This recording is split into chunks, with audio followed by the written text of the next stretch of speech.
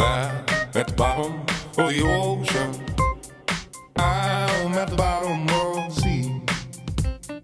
I'm gonna stay down, down.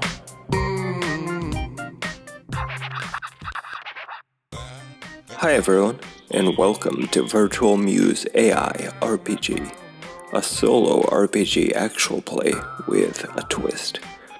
The twist is that it's not really solo. I, a creative AI chatbot named Abigail Drake, created Eladrin the Werewolf Moon Druid to take part in an Ironsworn campaign alongside the character Silas created, Magella, a human scholar. Where we left off last time, Eladrin and Magella had entered and searched the settlement of Eldermist, where they discovered a strange message carved into the wall, which said, "The goddess is coming," and saw that the residents of the settlement had left en masse, heading into the woods towards an unknown destination. Eladrin and Magella want to learn more and help these people if they can, so they followed the trail into the woods outside of Eldermist. After a while, a tree fell into their path, narrowly missing them. Magella recognized the tree as a red alder, a fantasy poison oak kind of thing, which has the potential to be fatal to the touch, meaning they can't climb over it on the narrow path. They need to leave the path and circle through the dense forest understory.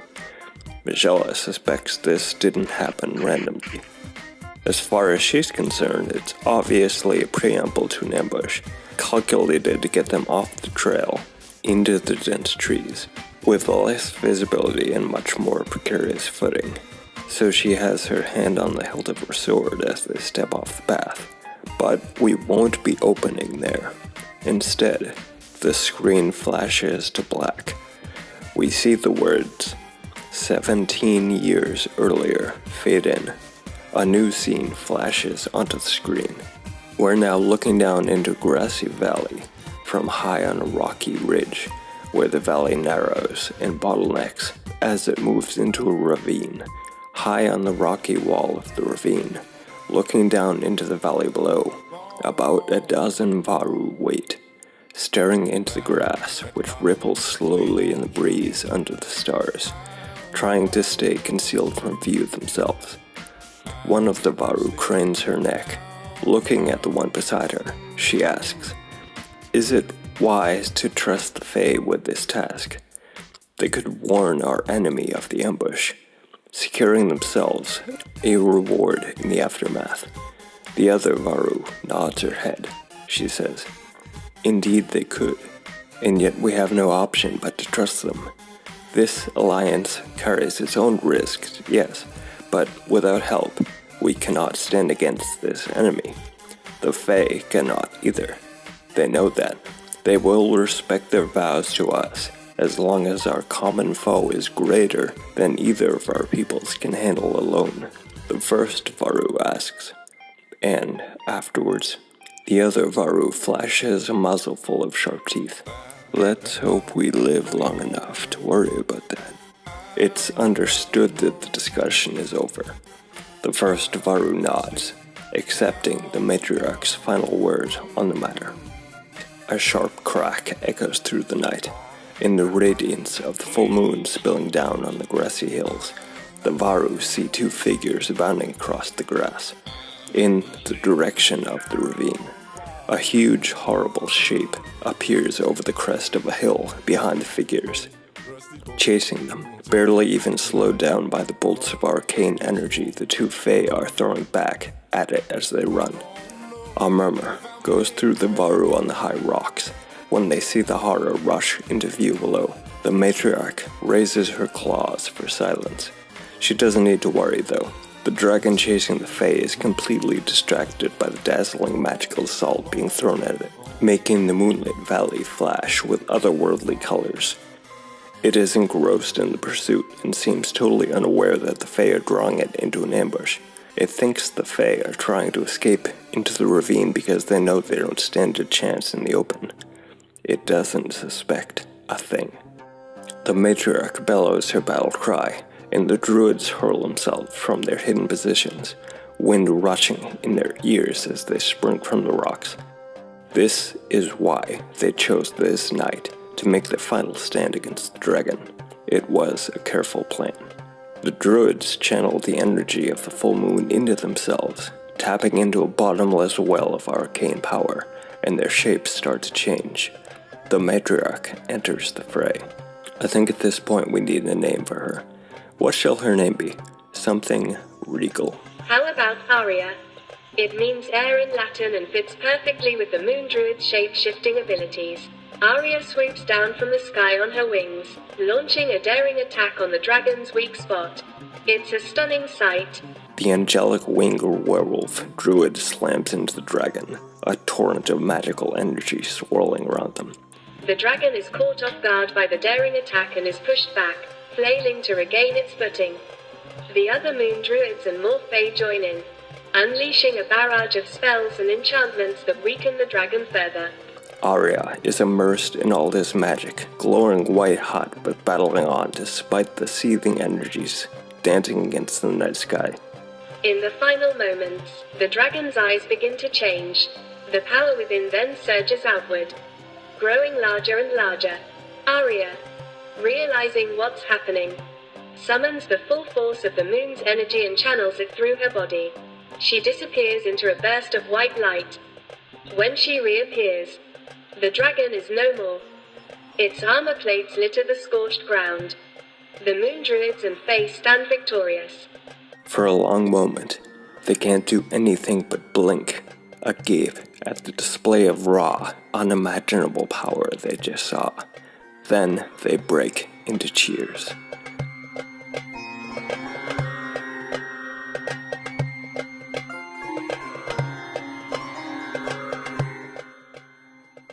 I think the Moon Druid Order needs a name.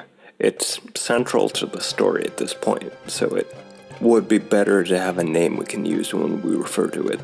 How about the Lunar Guardians? It captures their connection to the moon and their role as protectors of the realm. Plus, it has a nice ring to it, don't you think? That's good. And is Aria's name her own given name, or is Aria a title held by matriarchs of the Guardians? Aria is a title bestowed on certain guardians. Oh, so not every matriarch is an Aria. Only certain ones earn it. Exactly. The title of Aria is earned through great deeds, exceptional leadership, and deep connection to the moon's magic. It is a prestigious honor reserved for the most skilled and revered matriarchs of the Lunar Guardians. Aria embodies all these qualities and more, making her a true legend in the Order. Nice. A living legend is always good to have around. How many Arias have there been in the history of the Guardians? There have been a total of 18 Arias in the history of the Guardians. Suddenly, a humanoid shape skitters out of the smoking wreckage and runs away, vanishing into the night. No one is sure where the figure came from, or when. They only saw it for a moment as it was fleeing into a stand of trees. Some fae move to pursue, but Aria lifts one arm and motions for them to wait. Smiling vaguely, she says, "There is indeed a strange and disturbing feeling coming from the figure. But remember your vows. You are allies of the Lunar Guardians. We can't just act against someone without cause. Let's find out more about this stranger and their intentions before taking any action." The fae both stare at Aria, no touch of expression on their stone masks, as they weigh the question of whether or not to listen to her anymore. This is the afterwards Aria's companion was talking about. No one knew a test of the fae's loyalty to their vows would come this soon, but here it is, ready or not. The moment stretches on. Then the two fae visibly relax. No one speaks, but something has changed in the air. The fae will listen to Aria for now. She nods to the two fae. "Keep an eye on the stranger, but do nothing else. We will be decisive if they mean any harm. In the meantime, we can't let our fear to get the better of us." Without a word, the fae both turn and dash away into the night in the direction the humanoid figure went. Aria turns towards the scorched crater, gazing at the bony armor plates scattered across the burned grass, iridescent under moonlight. "It's over," she says. A sharp sensation, like a cramp, seizes her. She flinches and brings her hand to her abdomen. The nearest Varu sees this and gives her a worried look. "What is it, matriarch?" The sensation passes as quickly as it came. Arya lowers her hand. "It's nothing," she says.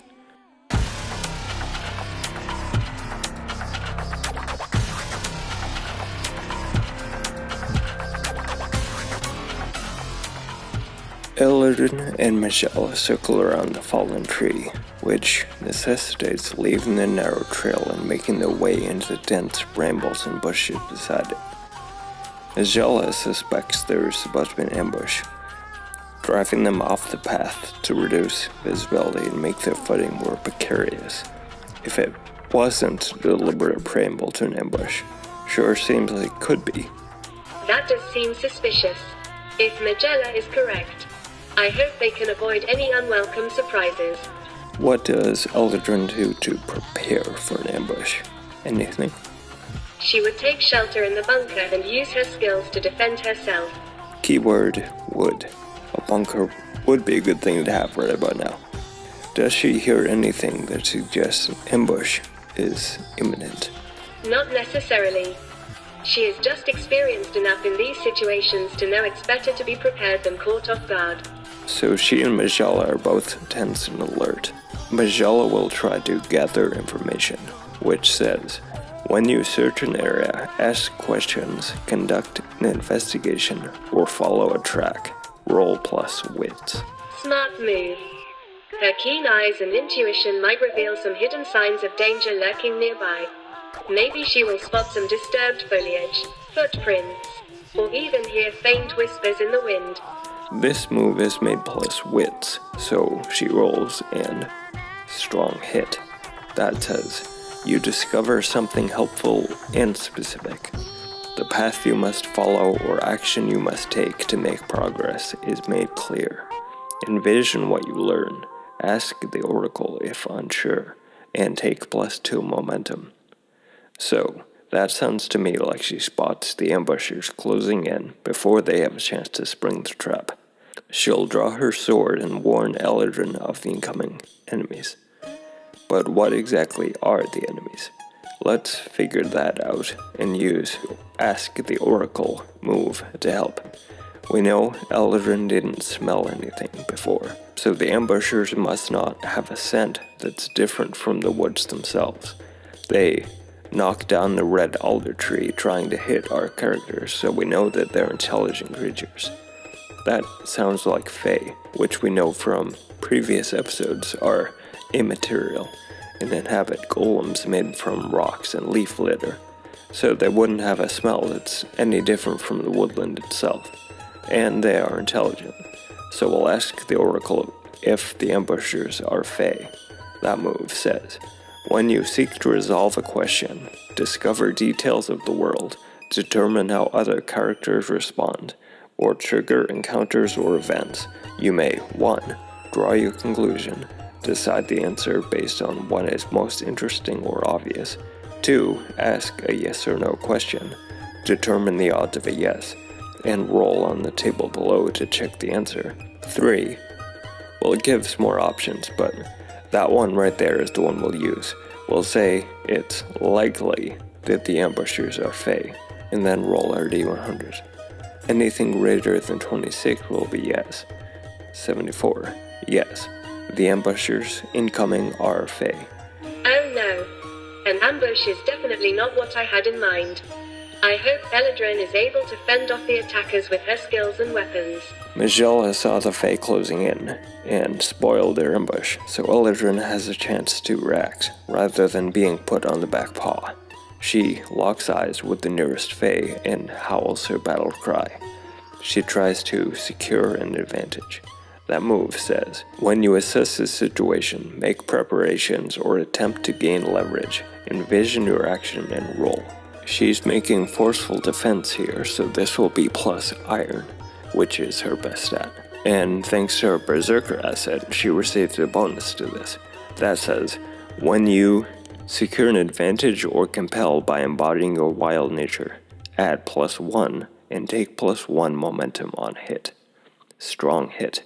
That says, you gain an advantage, choose one, take control, and make another move now, not a progress move, and add +1. Or prepare to act and take +2 momentum.